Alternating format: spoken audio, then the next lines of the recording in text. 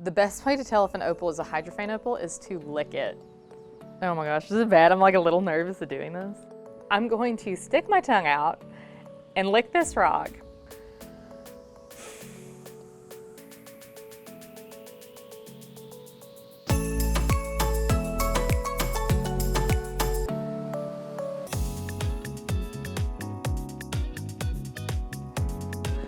Opal! Ooh, here are some of my favorite things. This doesn't all look like what I'm familiar with opal looking like, if that makes sense. I mean, it looks like wet. This also does not look like any opal that I've ever seen. Kind of looks like an animal's skin or something. Normally I have a gray box. Normally I unbox said box. Normally I'm alone on these episodes. Today it's gonna be the whole motley crew at JTV. There's a lot of really smart minds come in to talk about opal. There's so much color. A lot of people, a lot of the times, their favorite gemstone is tied to a certain color. People love the color blue, so they love sapphire. People love the color green, they love emerald. I say, why pick one color when you can have all of them? And that's why opal is my favorite gemstone. Opal is actually basically formed by silica spheres, and the way that they are arranged is responsible for the type of color. Play of color is where you have the light being split into its constituent colors of the rainbow. So on some stones, as you move the light across it, you'll see like green flashes and blue flashes and maybe some red or purple flashes. The value of opal really comes in pattern and play of color. The pattern is more treasured when it's uniform instead of a bunch of different types of patterns interspersed. As far as color, reds are super valued, and then the vividness of the color. So if you have vivid greens, vivid blues, vivid yellows, vivid reds and oranges, your price is gonna go up. There's actually another type of opal that is not associated with play of color. It is just a solid, no phenomenon stone, and that is actually something called common opal, often referred to as potch. But what's great about common opal is it comes in a variety of colors. Right here, we've got a purple stone. I would not have thought that that was opal. Probably would have thought that was an amethyst. But that's actually opal, and it's still gorgeous. I mean, I would love to throw that in a pendant and wear it around my neck. Right here, this is actually an opal as well. I never would have thought that that was an opal. It is from Mali. This yellow looks like Gatorade. Therefore, I would have thought, oh, it could be a sulfur, although it doesn't smell like sulfur. Okay, so we have fire opal right here, known for that orange color. This is another example of common opal, and I think this literally looks like a piece of candy. Look at that color, isn't that gorgeous? You know, they say Skittles, you can taste the rainbow, but with common opal, you can basically collect the rainbow. I know black opal is like the king of opal.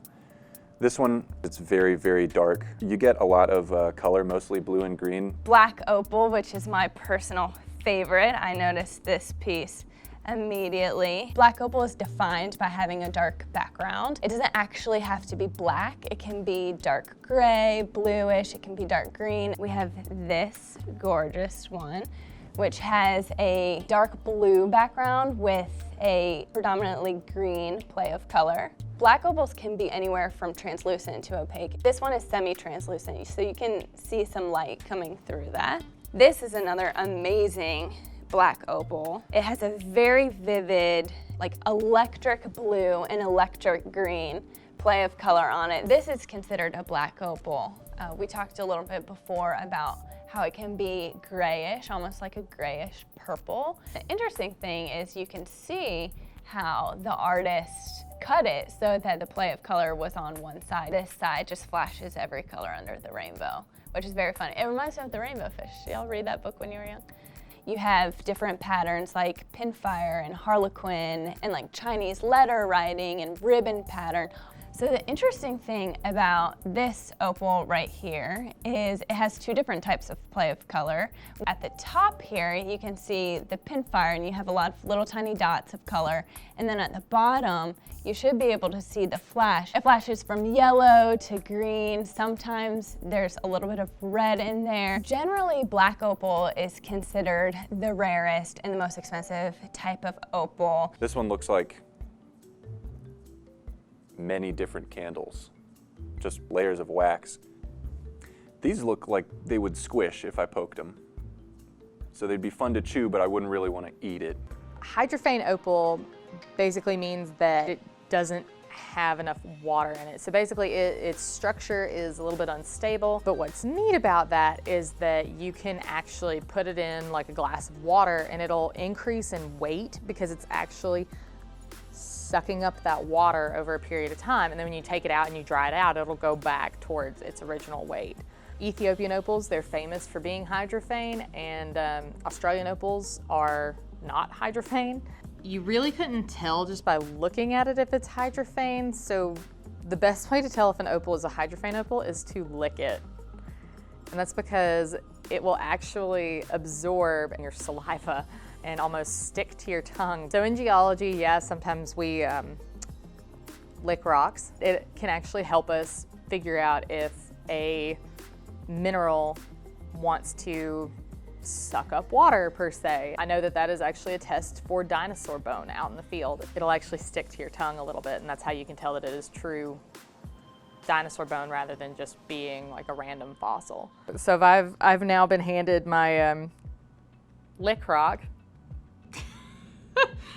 Oh my gosh, this is bad. I'm like a little nervous of doing this. So what's gonna happen is you'll either be able to see it, and I know at least I'll be able to feel it. So I'm going to stick my tongue out and lick this rock. And what you're gonna feel is instantly where you've licked the rock is gonna become like tacky almost. Like you will feel the moisture leave that part of your tongue. And sometimes, depending on how hydrophane the opal is and how much water it can absorb, it can actually like grab onto your tongue and stick to it momentarily. So we're gonna find out.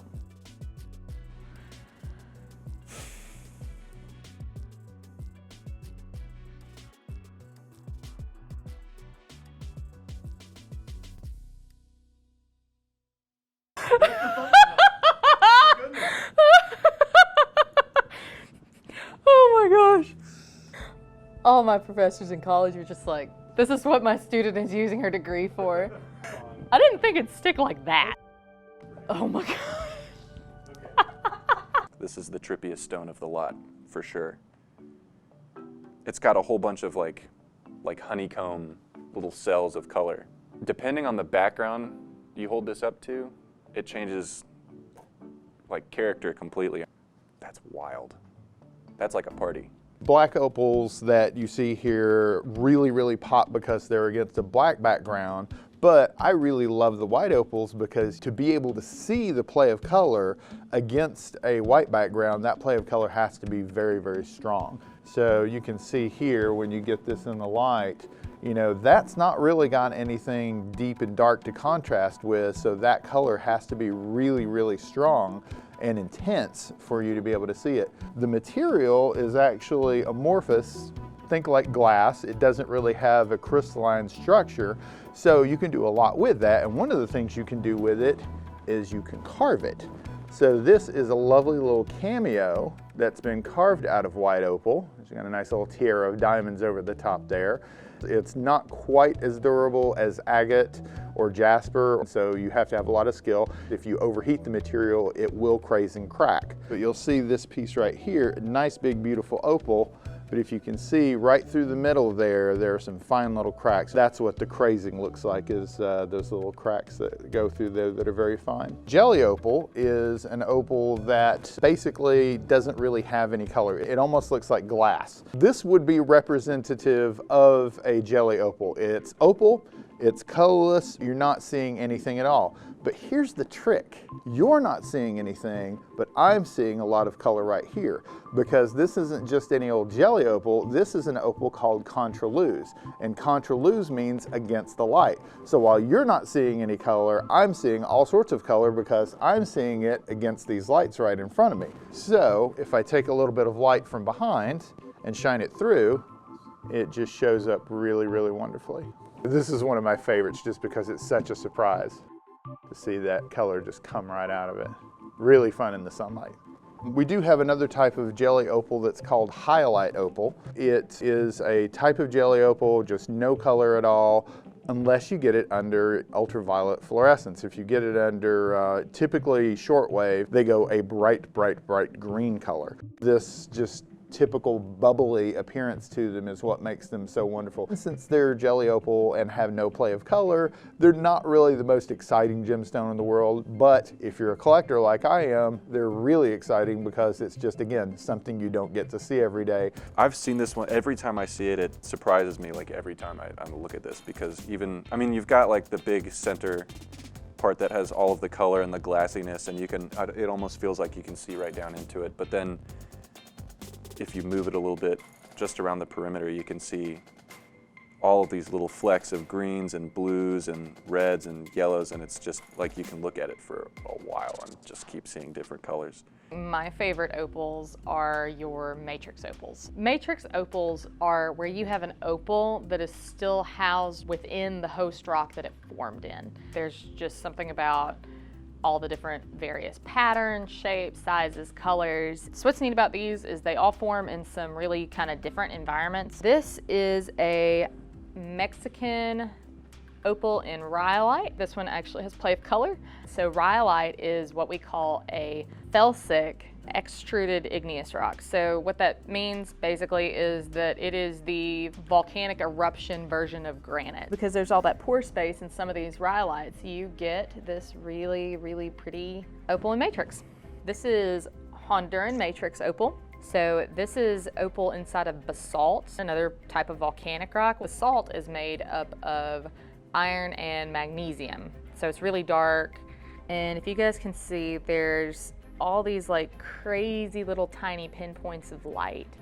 This is called a belemnite, and it means basically bullet shape. This is a fossil, like a little squiddly type doodad, and basically this would have been his shell. What I think is really neat about it is that you can actually see where it was hollow. So this is where it would have housed basically his little insides. Then finally we have our boulder opals from Australia. So you have these really gorgeous ironstone matrix opals. As you turn this guy, you can actually see little bitty flashes of color. So essentially the ironstone, which has at least 15% iron by weight, you get these cracks and these pits and things like that, and that opal just fills right in. And then probably one of the most beautiful matrix opals that I've ever seen. This is what's called a yawa nut. Essentially what it is you have this ironstone and it kind of makes this nodule. Well, in Australia, where they mine these guys go around, they collect these nodules and then they'll open them, and some of them contain opal inside.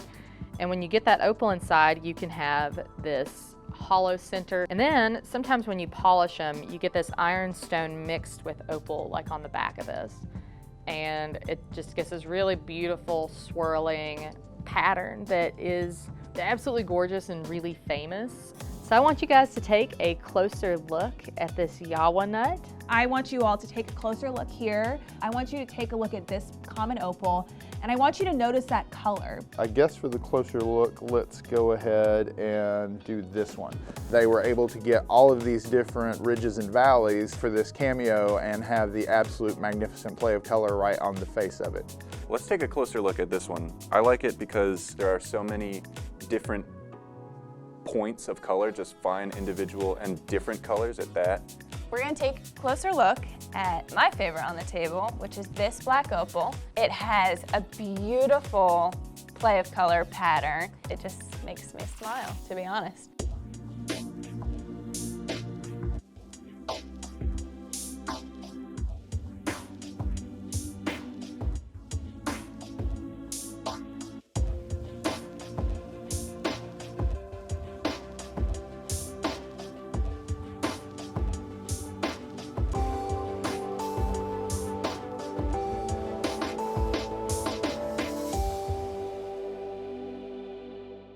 Thank you to everyone who was on the channel today. If you want more, go ahead and check out jtv.com. We've got great jewelry, gemstones, there's a learning library, you can learn all about gemstones, and you can watch some of our great shows on broadcast. There's links below. So thanks for watching. Don't forget to like, Subscribe. And ring the bell so you don't miss our future videos. and we'll see you next time.